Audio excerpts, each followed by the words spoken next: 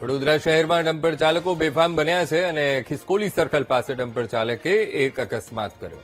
બેફામ ડમ્પર ચાલકે બાઇક સવારને ટક્કર મારી। ડમ્પરની અડફેટે બાઇક ચાલકને ઈજા પહોંચી ત્યારે શહેરમાં બેફામ દોડતા ડમ્પર સામે લોકોમાં રોષ ભભૂકી ઉઠ્યો છે।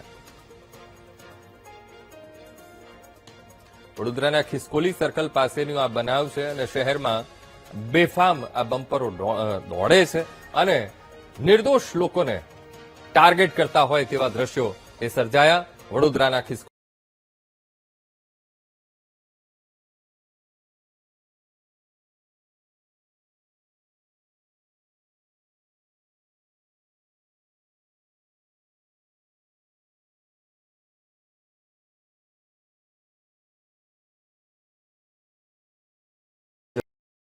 બની છે।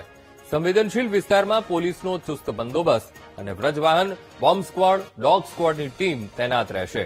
યાત્રાના રૂટ પર સીસીટીવી અને ડ્રોન કેમેરાથી નજર રખાશે। રામનવમીના દિવસે શહેરમાં 23 શોભાયાત્રાનું આયોજન છે ત્યારે પોલીસનો ચુસ્ત બંદોબસ્ત ગોઠવી દેવામાં આવ્યો છે। આજે રામનવમી નિમિત્તે 23 જેટલી ભગવાન રામની શોભાયાત્રા નીકળવાની છે અને એને લઈને પોલીસે ગઈકાલથી જ તમામ તૈયારીઓ છે કરી દેવામાં આવી છે। અત્યારે અમે કાલુપુરા વિસ્તારમાં ઉભા છીએ।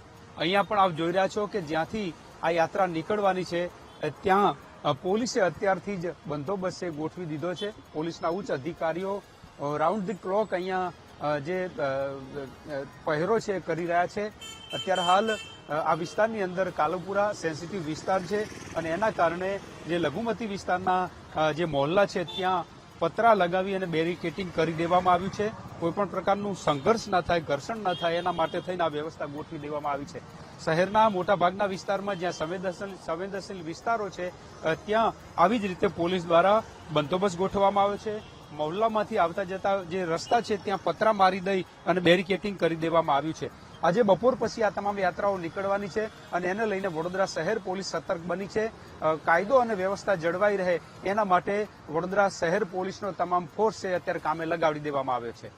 કેમેરામેન કિશોર ક્ષીરસાગર સાથે માનુ ચાવડા, વીટીવી ન્યૂઝ, વડોદરા।